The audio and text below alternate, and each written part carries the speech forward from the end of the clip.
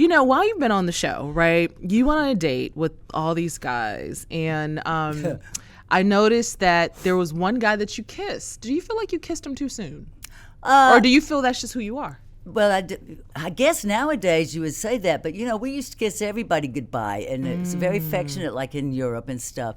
And I didn't mean to go for his mouth. It was just, he was turned in the wrong angle. I was trying to go for his cheek, and then I thought, oh my God, I was embarrassed. But as I told Zoe, I didn't stick my tongue in his mouth or nothing. It's not like I wasn't trying to be that way, but I was trying to rush out, and I still was uncomfortable with this whole thing. Blind dating, I never did in my whole life. Either I liked somebody and went out with them, or I just didn't. Right. So it was an awkward thing that wasn't meant to be like that, because I'm an affectionate, I'll give him a hug and whatever, but I wasn't aiming for his mouth. I just happened to hit it that way. I get you. I get you. Okay. So one of the dates, out of the three guys, who did you really like and that you were kind of disappointed about that it didn't work out?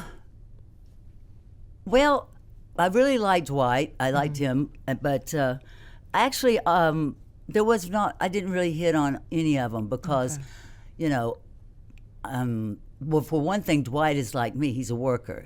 I live an hour from Atlanta, and now Noonan, places that I live, we've got everything we need, so I don't come into the city that much. And then, of course, we had to laugh because I did a tour, with Dwight, and he got so flustered because I was going, well, that's where the Limelight used to be, and this is the Moonshine. He goes, that place was torn down 20 years ago. Girl, don't you know anything? Yeah. Because I don't even recognize this city anymore. It's changed. Because, I usually stayed home because I flew. Yeah. I just stopped. I flew for 50 years as a flight attendant. So when I came home, I was tired, and I stayed with my family and did all that in the country. And Atlanta I woke up one day and good gracious, I didn't it's New York City now. Yeah, right? It's unbelievable. It's crazy. Oh, it's changed so much, so big. And that traffic, holy moly. Your granddaughter. Yeah. She lives with you. She lived with me. That's one of the reasons I did the show. She was very worried that I suffer from PTSD. Yeah. And it's something I've kept quiet, and people misunderstand my babbling and my nervousness, but it's to cover up something, really. And Zoe's worried. So she was actually not going to get married to stay with me. She was that worried. Wow. Seth, my precious son, he has to come over when I'm having my crying spells or whatever. And so I did the show because she said, please just find somebody. I have plenty of friends, and I don't plan to be in the woods forever. I'm going to go to I do like your house, though. Yeah, but it was great when we were all, but now by myself and 50 acres in the middle of nowhere, it's no. We're going to come visit, Pam. It's hard. Talking about PTSD, what's happening there? What happened? Well, I'm saying this because it's that time of the year, and I know so many people that suffer from it, and they keep quiet about it. And everybody thinks it's a made-up problem. It's not. My trauma started in 1989. I was with a small charter airline, extremely close, all of us, and there was a plane crash. 154 people died, and 7 of my best friends were crew members. So we lost 7 of our best friends, and then there's been so many. Then I was in Desert Storm. We got recruited, this wonderful woman, Shirley Martin. Evergreen Airlines was Air America, and they were taking the military to Kuwait and all that when Desert Storm started up. I was a trainer, so I trained Canadian flight attendants, Americans. They couldn't go in there yet.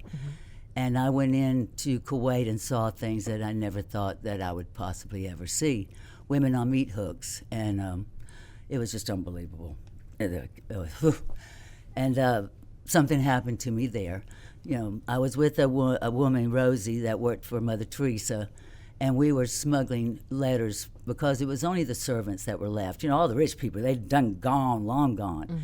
And what they did to those women were horrific, and they wouldn't even let them correspond with their families in the Philippines and places. So I had a terrible headache, and I was in the back seat laying down, and we hit a checkpoint, and they jerked me out of that car, and that's all I'm going to say about that night. Wow. And then in 2001, I was having a girls' party. I have a lake, and my friend Debbie, she dove in, and she didn't come back up. And I dove in after her, and we lost her. So that's 3. Wow, Pam. But there's been many. Wow, Pam. Wow. Oh my gosh. So, we're going to go visit you.